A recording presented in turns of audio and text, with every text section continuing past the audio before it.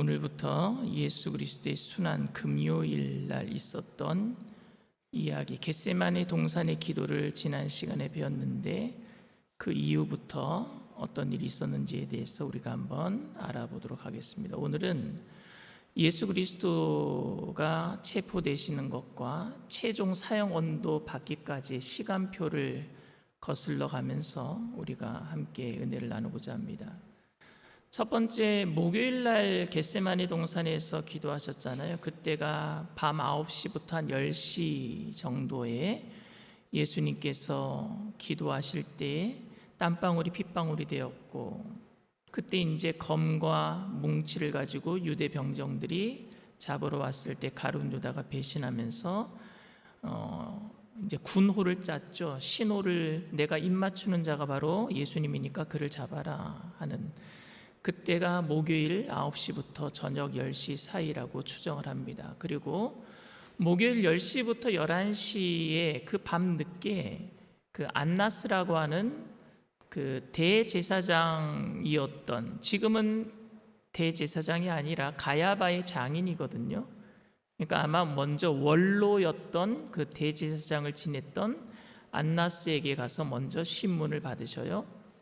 그리고 목요일 밤 11시부터 금요일 새벽 5시까지 가야바와 사내들의 그 공회의 불법 재판을, 그들은 정식 재판이라고 하는데 사실은 이 일과 시간 아닌 시간에 하는 게 불법이에요. 왜냐하면 예수님을 빨리 죽이기 위해서 이렇게 그들은 촉각을 다투어서 불법 재판을 새벽까지, 그때 예수님은 얼마나 피곤하셨을까요? 잡히신 것도 피곤하신데 뭐 치조당하시고 이리 가라 저리 가라 쇠사슬에 묶여서 포승줄에 묶여서 끌려다니시는 그 예수님의 모습을 한번 생각해 보시길 바랍니다.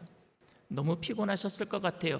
그런데 그 시각에 베드로는요, 결국을 보려고, 마태복음에 보면은 그 결국을 보려고 멀찍이 떨어져서 예수님을 쫓아갔다 이렇게 기록되어 있어요. 그런데 예수님이 목요일 날 그 최후의 만찬 때 네가 나를 3번 부인하리라 한 그 말씀, 저는 절대 그렇게 안 할 겁니다 했는데 결국에 그 시간 안에, 그 목요일 밤과 금요일 새벽 안에 베드로가 3번 부인하는 게 나오고요.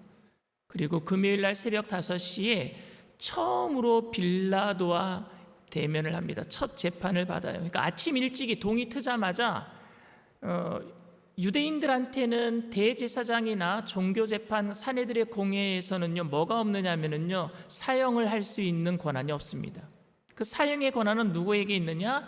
그 로마 황제에게 있고, 그 로마 황제가 자신 대신해서 보낸 총독 빌라도라고 하는 유대 총독에게 있어요. 그래서 빌라도에게 사형을 언도해 달라고 예수님을 끌고 간 게 새벽 동트자마자예요.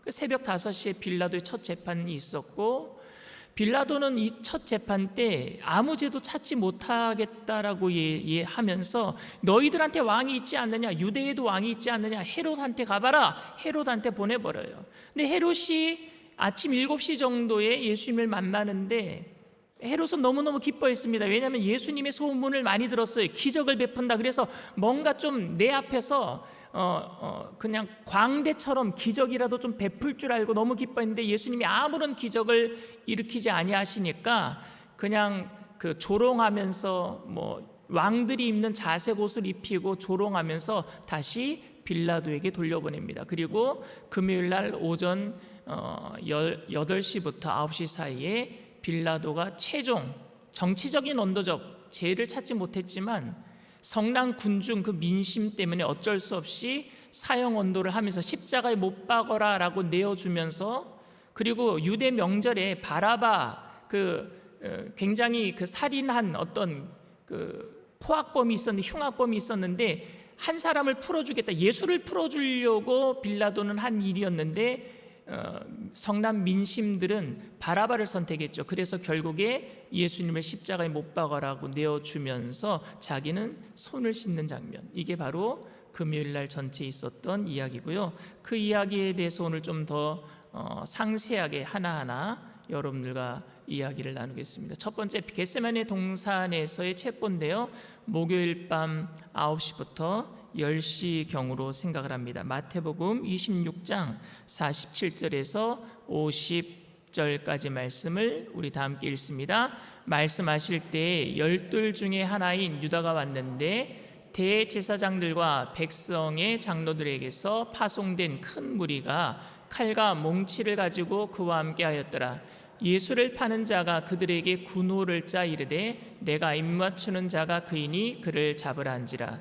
곧 예수께서 나와 랍비여 안녕하시나이까 하고 입을 맞추니 예수께서 이르시되 친구여 네가 무엇을 하려고 왔는지 행하라 하신대 이에 그들이 나와 예수께 손을 대어 잡는지라.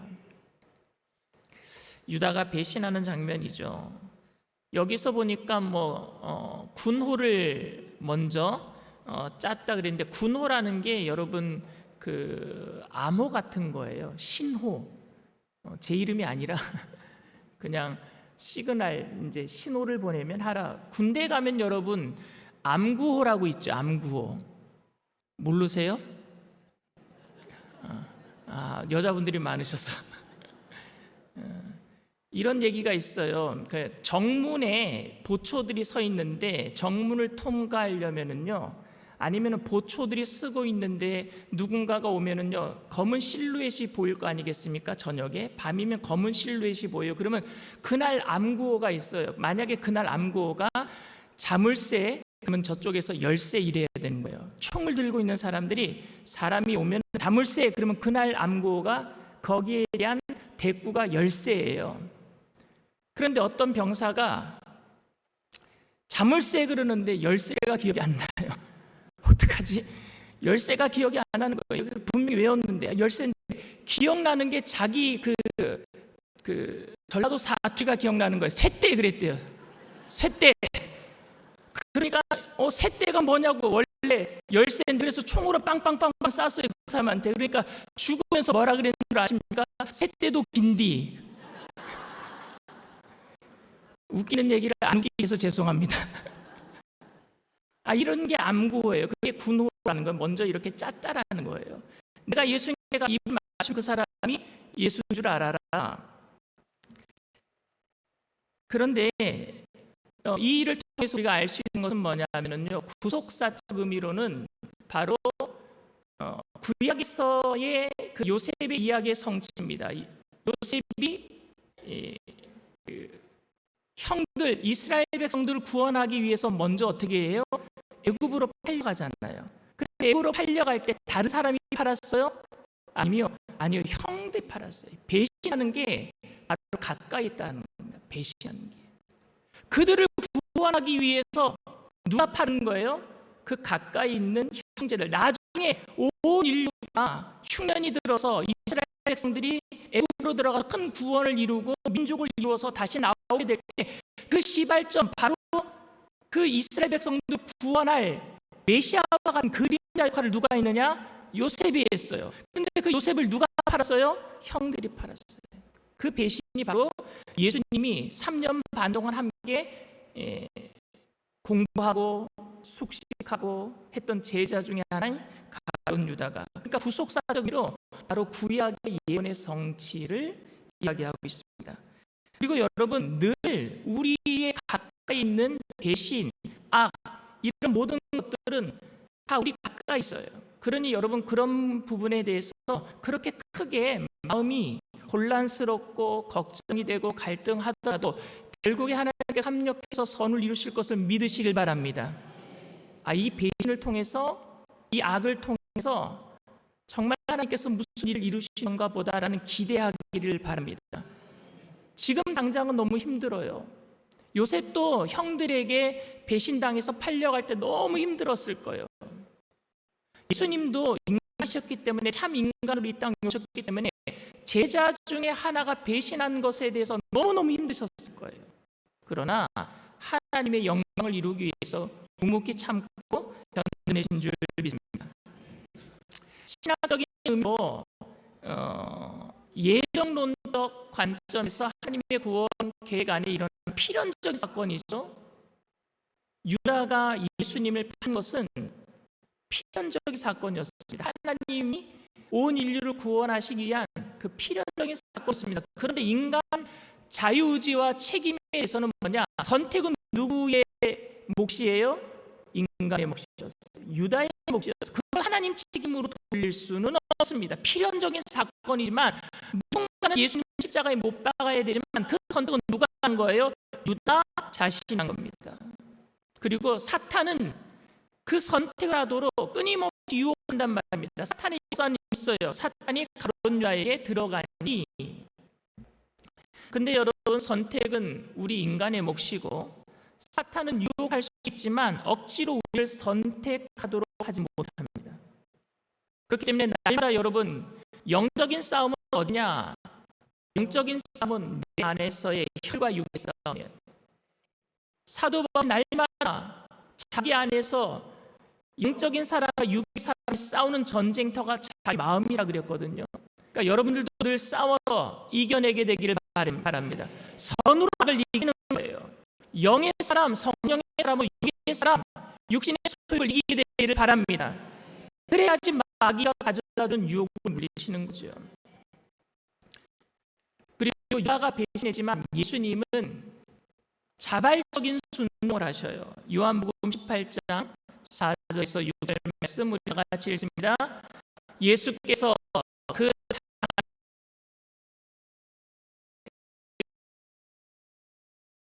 아랫유랑을 이르시되 내가 그니라 하시라. 그를 파는 유다도 그들과 함께 섰더라. 예수께서 그들에게 내가 그니라 하실 때 그들이 물러가서 땅에 엎드러지는지라. 예수님은 내가 그니라 그랬어요. 내가 그니라. 저 같으면은 누군가가 저를 잡으러 온다고 하면은요, 나 그 사람 아닙니다 하고 뒤로 숨을 것 같은데, 예수님 당당하게 자기를 죽이러 온 사람들에게 바로 내가 그 사람이다 라고 얘기를 합니다. 구속사적 의미로 본다면은 이삭이 지단에 순종할 때 아버지가 자기를 죽이려고 했는데 아무런 저항을 하지 않아요. 이삭이 아브라함이 하나님께서 갑자기 나타나셔서 너 사랑한 독자 이삭을 데리고 내가 지시할 한 산에 가서 그를 번제로 그를 드려라 그럽니다. 그러니까 아브라함은 하나님이 지시한 할 산이라 그랬어요. 그러니까 아침에 일어날 때까지 어디로 가는지도 모르고 일어난 거예요. 새벽같이 일어나서 이삭을 데리고, 그리고 그 이삭을 태울 장작, 사람을 태울 장작이니까 얼마나 많았겠습니까? 그러니까 그 나귀에다 지우고 종 둘, 사환 둘을 데리고 길을 떠나는데, 아침 일찍이 떠났는데 사라한테 어떤 얘기도 하지 않아요. 왜냐하면은요, 사라가 꿈을 꾼 게 아니라 아브라함이 꿈을 꿨고 아브라함이 하나님께 직접 받았단 말입니다. 그러니까 사라는 이해하지 못할 수도 있어요. 당신 노망 났느냐고, 어떻게 얻은 아들인데 그 아들을 데리고 와서 죽이겠다고 하느냐고 말을 했다가 난리 날 겁니다. 그러니까 아마 얘기 안 하고 아침 일찍이 떠났을 거예요. 3일 길을 갑니다. 3일 길을. 여러분, 3일 길을 갔다라는 의미는 뭐냐면은 사람의 마음이 3일이 지나면 변하는 거 하나님이 알고 계세요. 여러분들이 작정하잖아요. 결단하잖아요. 그런데 3일 지나잖아요. 그러면 말짱 헛것대는 건 많이 경험하셨죠. 은혜 받아도 3일이 안 가요. 결단해도 오래 가지 못해요. 왜냐하면은 그 시간 동안에 마귀가 우리 마음에 들어와서 그렇게 안 해도 된다라고 합리화시킨단 말입니다. 우리 자신을. 아브라함도 그 시간을 거쳤어요. 3일 동안. 근데 아브라함은 3일 내내 무엇을 생각했을까요? 하나님을 생각했을 거예요. 하나님이 하신 약속의 말씀을 생각했을 겁니다. 그리고 산에 다다랐을 때, 하나님이 지시한 산에 다다랐을 때, 그 모리아 산에 다다랐을 때에 종 둘을요, 산 기슭에다가 이제 너희들은 여기 있어라 하고 종 둘을 데리고 간 이유가 뭡니까?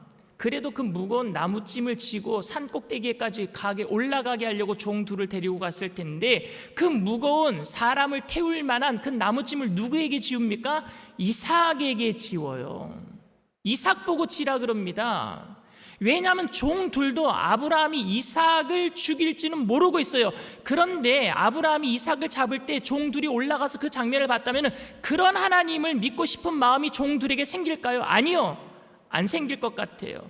그러니까 그들의 믿음도 아브라함은 보호해 주려고 하는 거예요. 왜? 하나님과의 관계 속에서 다른 사람들이 상처받을 수 있단 말입니다. 나는 믿는데 다른 사람들은 못 믿어요. 나에게 하신 말씀을 나는 믿겠는데 다른 사람들은 못 믿어요. 왜? 너무너무 그 말씀들이 상처가 되기도 한단 말입니다. 다른 사람들, 믿지 못하는 사람들에게는. 그래서 보호해 주기 위해서 종들을 못 올라가게 하는 거예요. 그리고 이삭에게 그 무거운 장작을 지게 하고 올라가요.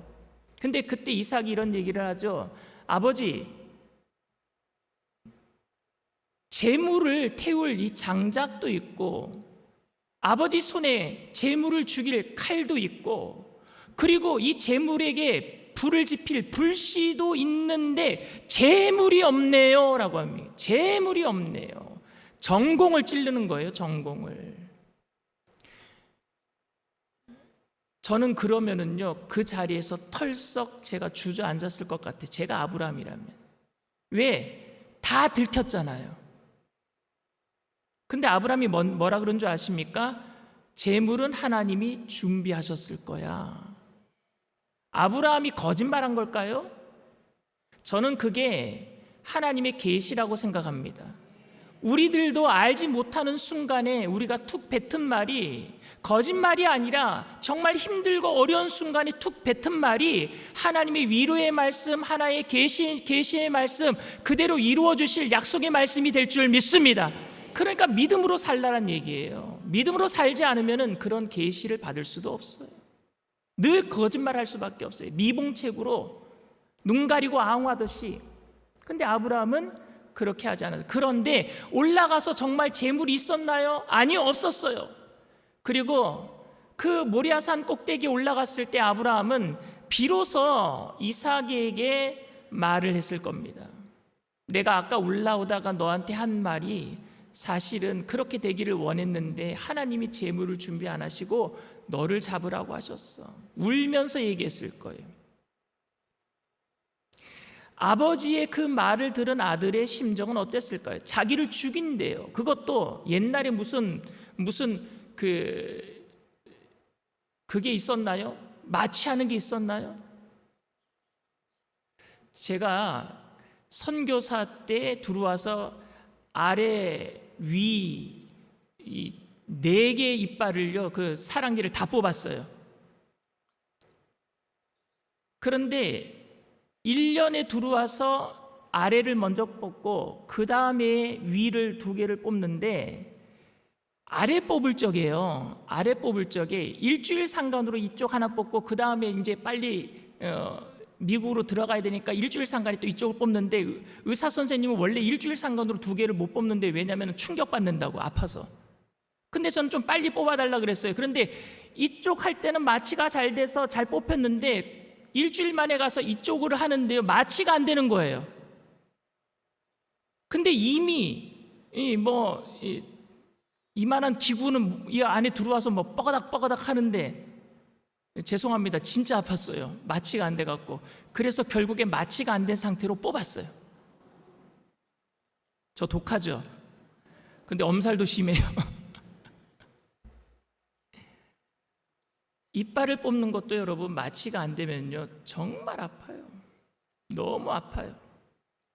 그런데 사람에게 산 사람을 칼로 배를 가르고 내장을 다 끄집어내고 각을 뜨는 건 여러분 팔, 다리, 목 다 끊어내는 거예요. 그걸 하겠다라는 거예요, 아브라함이. 근데 이삭이 여러분, 아브라함은 그때 한 120세 정도 됐을 겁니다. 아브라함이 100세 때 낳은 아들이에요. 그리고 창세기 22장은 거의 이제 한 20년이 지난 이후니까. 그럼 이삭은 몇 살이에요? 28 청춘이에요. 16살에서 한 20살 정도 됐을 거예요. 그럼 누가 더 힘이 셀까요? 당연히 이삭이 세죠. 아버지 미쳤어요? 저를 죽인다고요? 밀치고 뛰어내려오면 되는 거예요. 그러면 이삭은 살 수 있어요. 그런데 이삭이 어떻게 안주하십니까? 순순히 아버님에게, 제 생각에 이거는 성경에 그렇게 기록되어 있지 않은데, 아버지 저 꽁꽁 묶어주세요. 꽁꽁 묶어주세요. 왜냐하면 제가 혹시라도 아파서 발작하면 안 되니까 팔 다리를 다 꽁꽁 묶어주세요. 이삭이 그렇게 했어요. 예수님이 그렇게 자발적인 순종을 하신 줄 믿습니다. 이삭이 예수님의 그림자였고, 아브라함은 그 아들을 잡는 하나님의 마음을 느꼈던 것이고, 그 모리아 산이 갈보리 산이 되어서 그 자리에서 하나님이 아들을 잡고 계시는 장면을 세상 사람들이 이미 창세기 22장에 보여주고 있다라고 저는 생각을 합니다. 예수님은 그렇게 자발적으로 순종하셨어요. 그리고 예수님은 내가 그니라 라고 얘기를 합니다. 내가 그니라. 이게 창세기에 출애굽기에 나와요. 출애굽기에 보면은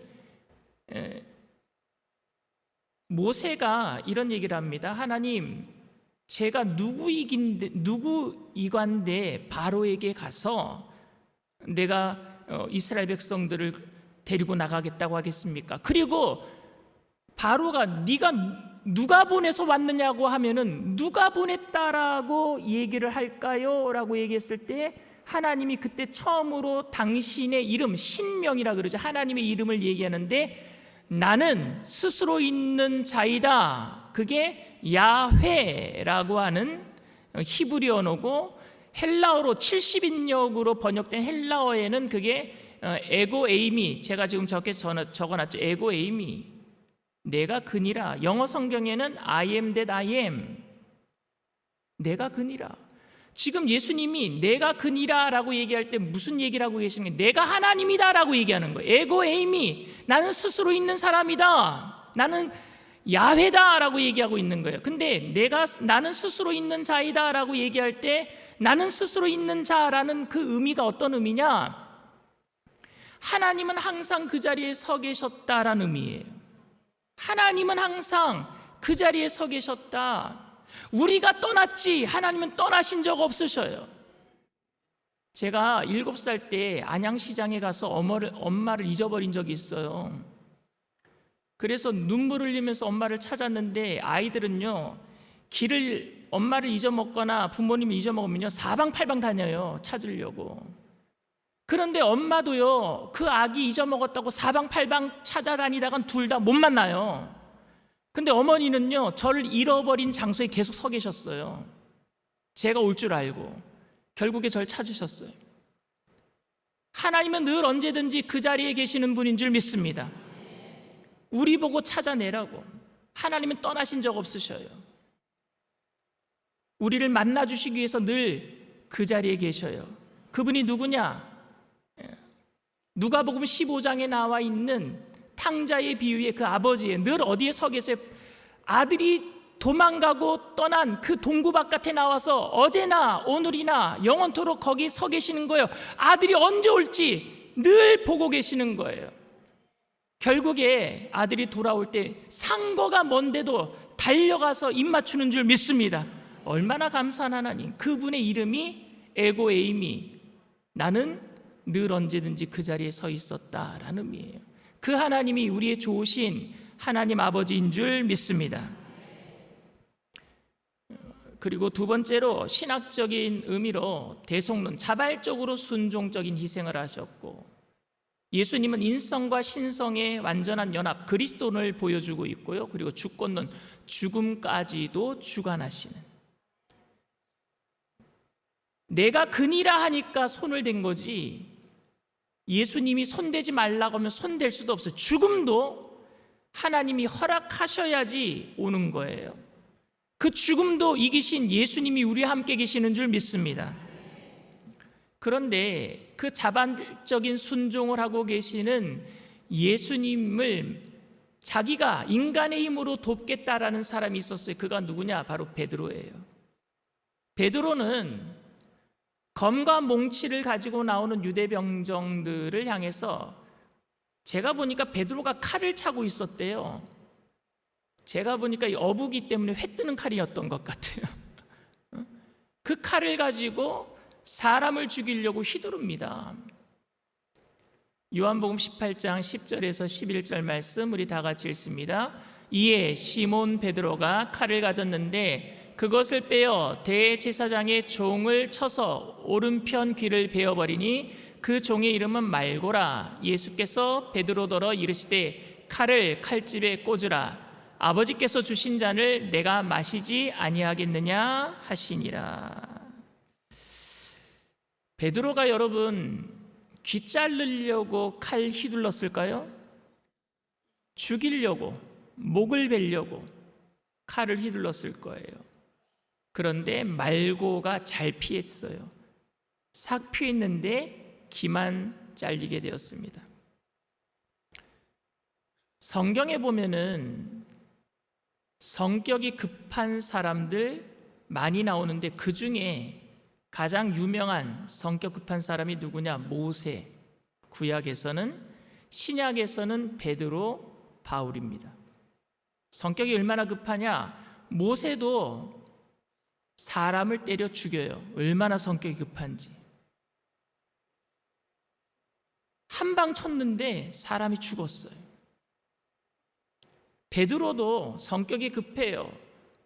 예수님이 그냥 가만히 있으면 중간으로 갈 텐데 뭐 예수님이 무리를 걸어오니까 자기도 무리를 걷겠다고 물로 뛰어들기도 하고, 말고의 귀를 잘라서 죽이려고 칼을 내려치고, 성격이 정말 급합니다. 바울은 또 어떻습니까? 가만히 있으면 좋을 텐데 예수 믿는 사람들 다 잡아 죽이겠다라고 공문을 받아가지고 다메섹으로 가고, 그 전에는 스데반이라고 하는 초대교회 첫 번째 집사였던 스데반을 돌로 쳐 죽일 때 증인으로 서 있었던, 성격이 정말 급한 사람들이에요. 그런데 여러분, 성격이 급한 사람들이 변화받으면 하나님께 크게 쓰임받게 될 줄 믿습니다. 그런데 여러분, 일부러 성격 급할 필요는 없어요. 분명히 하나님이 변화시켜 주실 거예요. 그런데 오늘 우리가 이 말씀을 통해서 한번 생각해 봐야 될 것은 폭력이 아닌 희생을 통한 구원의 길이란 얘기입니다. 근데 이 사건에 대해서 우리가 좀 더 깊이 생각해 봐야 될 문제가 있습니다. 오늘날 현대교회가 힘을 가지고 힘에는 힘으로 맞서고 있지는 않은지, 예수님은 힘을 가지고 계셨어요. 12군단 천사, 레기온이라 그러죠. 레기온, 6,000명의 이상의 군대를 레기온이라 그러는데 그 천사들을 대동할 힘이 내가 없는 줄 아느냐, 이렇게 말씀하실 정도로 모든 천군 천사를 대동할 수 있는 참 하나님의 힘을 가지고 계셨지만 그냥 참는 거예요. 왜? 구원의 길을 이루기 위해서. 구원의 길을 이루기 위해서. 예수 믿는 사람들이 말싸움으로 전도해서 이겨서 전도할 수는 없습니다. 희생하고 양보하고 져주셔야 돼요. 교회 안에도 마찬가지입니다. 교회 안에도 재직들이, 또 많이 신앙생활 오래 한 사람들이 져주셔야 돼요. 힘으로 하는 게 아니라 희생을 통한 구원의 길이 열리는 줄 믿습니다. 그리고 말고의 길을 치료하셨어요. 자기를 잡으러 온 그 원수까지도 사랑하시는 그 사랑을 보여주십니다. 신학적인 의미로 평화의 왕으로 오신 분을 얘기하고 있어요. 평화의 왕으로, 그리고 순종의 완성입니다. 아버지의 잔을 내가 어떻게 마시지 않겠느냐, 순종의 완성을 이야기합니다. 자, 크게 두 번째로 이제 겟세마네 동산에서 체포되셔서 첫 번째 어디로 가셨느냐? 안나스에게 신문을 받으시는데요. 안나스가 누구냐면은요, 가야바의 장인, 그 해의 대제사장인 가야바의 장인이라고 표현하고 있어요. 그 해의 대제사장. 여러분들에게 질문하겠습니다. 대제사장은 그 해마다 바뀌나요?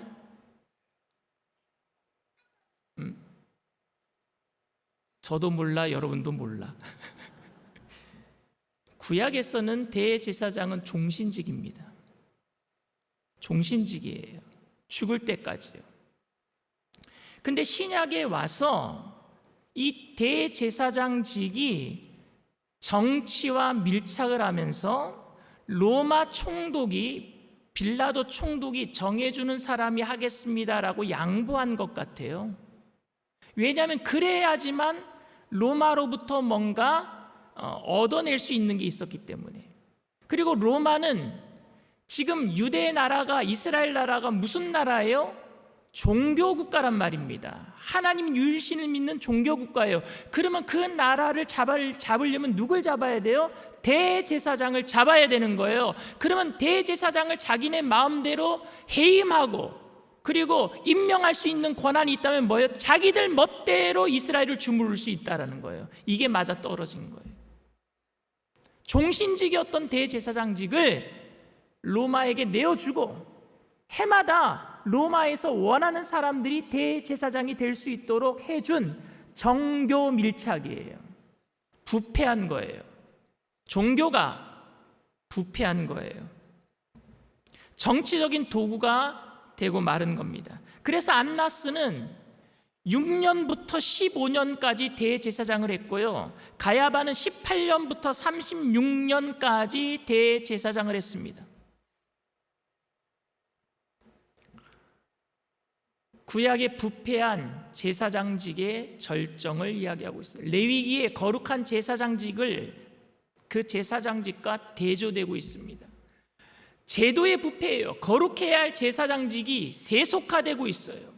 권력의 집중, 종교와 정치 권력의 결합입니다.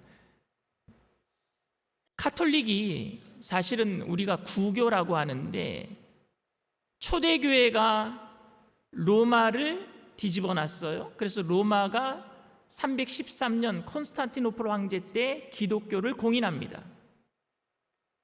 그런데 그 기독교가 공인된 이후로 얼마 가지 않아서 로마의 국교가 돼요. 예전에는 기독교를 믿으면은 사자의 밥이 됐는데 이제는 기독교를 믿지 아니하면요 사회 보장 제도를 누리지 못합니다. 모든 사람들이 태어나면서부터 세례를 받고 죽을 때 교회에서 장례식을 치르는 기독교 국가가 돼버려요. 정치와 종교가 밀착해버려요. 그리고 로마의 교황권이 세지니까 왕들을 세우기도 하고 왕들을 폐위시키기도 합니다. 이제는 교회가 힘이 더 세져 버렸어요. 옛날에는 나라가 힘이 셌는데 이제는 교회가 더 힘이 세져 버렸어요. 나라가 힘이 세져서 교회와 정교 밀착에도 문제지만 교회가 힘이 세져서 나라와 정교 밀착된 것도 문제입니다. 더 큰 문제. 그래서 결국에 인걸전스라고 하는 면죄부를 팔아먹는 교회가 되었어요.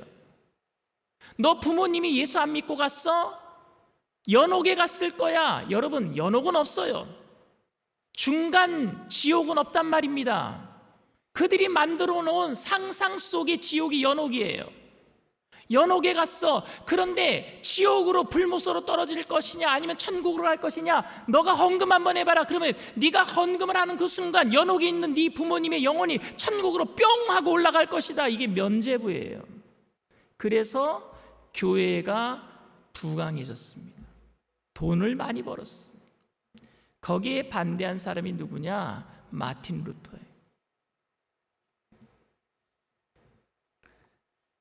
그게 벌써 예수님께서 십자가에 달리시기 전에 신문 받으실 때에 그때 벌써 종교가 그렇게 부패했단 말입니다. 오늘은 여기까지요.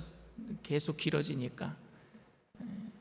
오늘 주님께서 우리를 위해서 그 죽음 앞에 자발적으로 나가셨다는 사실 잊지 마시고, 우리들도 모든 것을 합력해서 선을 이루실 하나님의 뜻을 믿고 어떤 배신과 어떤 악 앞에서도 우리가 마음 뺏기지 아니하고 묵묵하게 주님의 사명을 잘 감당하는 저와 여러분들 다 되시기를 주님의 이름으로 축원을 드립니다. 우리 약할 때 강함 대신에 우리 찬양합니다.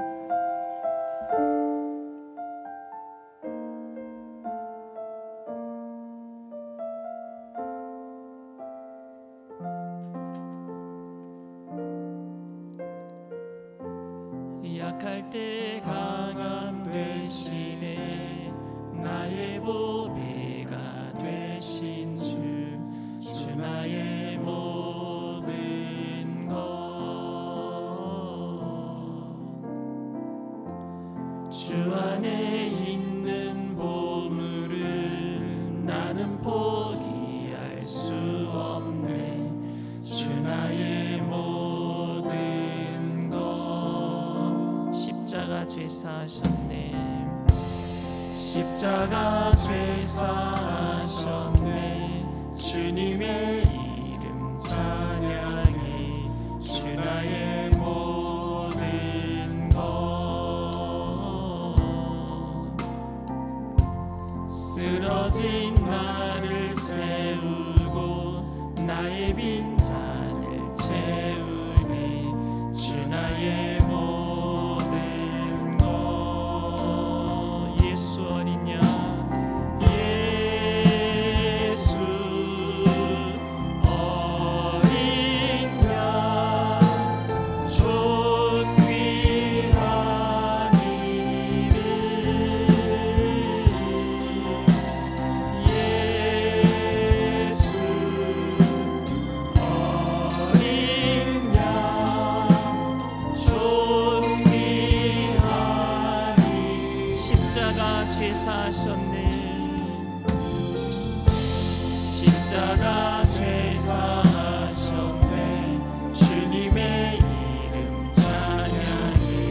주 나의 모든 것. 쓰러진 나를 세우고 나의 빈잔을 채우네. 주 나의 모든 것. 예수 어린 양, 예수 어린 양, 존귀한 이름. 예수 어린 양, 존귀한 이름. 예수 어린 양, 예수 어린 양, 존귀한 이름. 예수 어린 양, 존귀한. 예수 어린 양, 예수 어린 양, 존귀한 이름. 예수 어린 양, 존귀한 이름. 저는 여기서 멀지 않은 파주 일사단 문산에서 가까운 주내라고 한 곳에서 군 생활을 30개월 했어요. 군종사병으로. 근데 교회만 왔다 갔다 하는 게 일거리가 없어서 그런지 인사계라고 상사가 그날 일거리를 주는 상사 군인이 있는데, 그 인사계 상사가 저한테 부대에서 키우는 돼지가 있는데 저보고 밥을 주래요. 그래서 날마다 돼지에게 밥 주는 사람이 저였어요. 그럼 돼지가 제가 밥 주는 사람이니까 너무너무 좋아해요. 제가 가면은. 돼지도 여러분 밥 주는 사람은 좋아해요. 날마다 가서 밥을 주니까 얼마나 좋아하는지 모릅니다. 그런데 그 돼지가 점점 커졌어요. 근데 그날 잔치한다고 돼지를 잡겠대요. 근데 다른 사람이 가니까 자기 죽이는 줄 알고 안 나온다는 거예요. 저보고 끌고 나오래요. 제가 돼지를 끌고 나오려고 갔더니 제가 그렇게 밥 주고 좋은 사람인 줄 알면서도 그날 자기를 죽이는 줄 알고 안 나오려 그래요. 돼지가 그걸 알더라고요. 깜짝 놀랐어요. 그런데 여러분, 양은요, 모르는 사람이 데리고 가서 죽이려고 해도 그냥 끌려 나옵니다. 그냥 묵묵히 가요. 예수님이 그 어린 양이 되셔서 묵묵히 우리를 위해서 십자가를 져주신 줄 믿습니다. 근데 그분이 하나님이시란 말입니다. 내가 그니라, 에고 에이미, I am that I am. 나는 항상 그 자리에 서 있었다. 우리를 사랑하기 위해서 비가 오나 눈이 오나 항상 그 자리에 계셨던 그 주님의 사랑을 우리가 안다면 우리들이 변화받아야 될 줄 믿습니다. 다시는 예수님을 십자가에 못 박는 일이 없어야 될 것이고, 주님을 사랑하는 것 표현하면서 이 땅에서 헌신하고 희생하며 힘으로 사는 거 아니라 희생으로 살아나야 될 줄 믿습니다. 이 시간 다시 한번 결단합시다. 우리가 그 주님을 정말 사랑함을 몸소 우리 삶으로 나타나게 해달라고, 성령으로 충만케 해달라고 우리 주님 세 번 부르고 통소로 간절히 기도합니다.